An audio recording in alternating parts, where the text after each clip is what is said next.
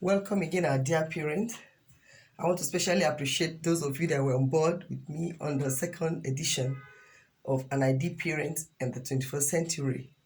And today I just want to make a recap of what we had during the last Zoom meeting I had with the parent. I want to make a recap for the benefit of those that were not with us and those that actually have not had time to, go through the program. We spoke that parenting is an act of bringing up children from, from infancy to adulthood. So we spoke about spiritual development, that in area of spiritual aspect we have to make our children to be spiritually active, teaching them to meditate on the word of God, teaching them to pray, and thanking God always. We'll talk about the moral aspects too, teaching them how to respect elders, teaching them how to be well behaved and of good manners. Social aspect also was mentioned. This is an aspect in which we spoke about developing their social skills. If peradventure you discover a talent in your child, you try to help the child to improve better. You can enroll your child in learning trading like tailoring, baking. There are so many skills that can be learned, which will make the child to be dependent, even while still waiting for the result to be out, or while waiting for a white collar job. That person has a trade already. Educationally, we mentioned that pay is a collaborative effort between the father and the mother. And this has to do with the child's total activity in the school. When activities are being held during parent meeting, it is expected that we should attend prize giving days, sport activities, lot of activities that are being done by the school.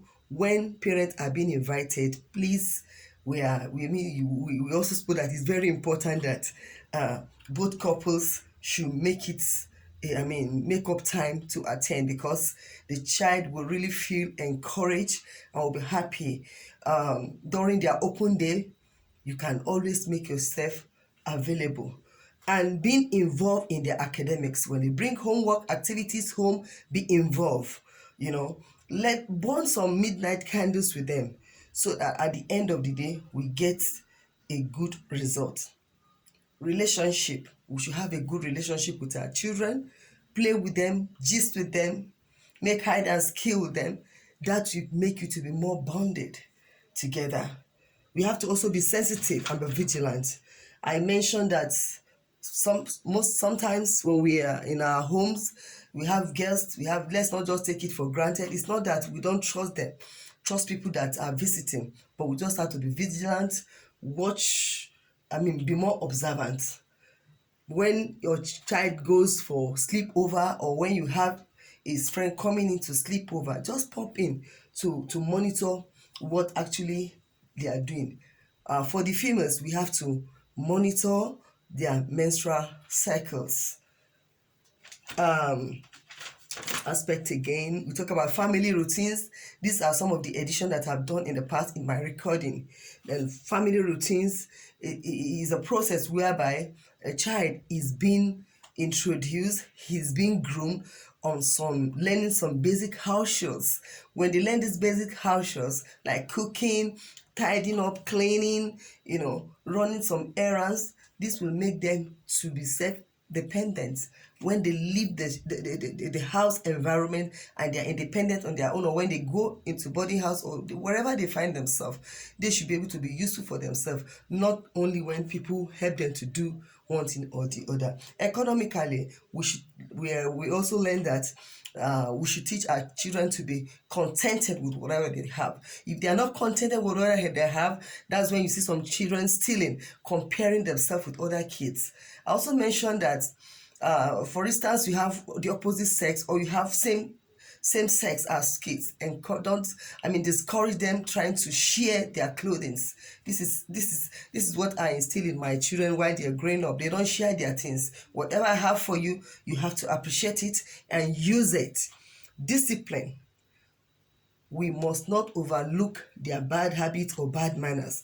As soon as their disrespectful act, as soon as we notice it, please, let's nip it in the bud and correct them in love. And I'm sure by so doing, that is going to go a long way to change their habits. Emotional aspect is very important. A child that is emotionally stable is going to go a long way to improve on his or her academics. And let's look inward. What is that aspect of you? Is it anger? You try to work on it, because we are the kids' role model. One thing they see us, whatever they see us do, they go out there to play it out. As a result of that presentation, I had a lot of reactions. I have a lot of questions, and so that is why I felt that in this edition, I want to quickly mention those things that were mentioned for the general house, so that we can all benefit. When can I separate the room of my children? Because I say that we must set a boundary, a particular age where we want to separate the opposite sex. I think for me, once the child gets to a pupil age, when the girls start growing breasts, and they start having air in their private organs, they're getting matured, and the boys begin to experience the normal thing that a man experience when they wake up. At that early age, they may have erection, and when they see themselves like that, it may look strange. They may think they are playing with a toy. So we have to set a boundary. For me, I started when they are 10. That was when I separated their room. The girls sleep in a separate room, and the boys also sleep in the separate room. And for the girls, I forgot to mention this the other day. The girls, please, let's make sure that they put on their pants. I'm not a fan of them not putting on their pants. Oh, they're just taking shower, they want to sleep so they can open up. No, it's really quite dangerous. We have to keep them safe. The other point is, when can I separate their bathing? When they are growing up, you can also bathe them together, but at this particular age, from 10, or when some may even start, experiencing those growths earlier than that age I mentioned, then we have to bathe the girls separate and bathe the boys separate, because each organ, of course, they are separate, and the way in which we wash these organs are quite separate. So we have to teach them how to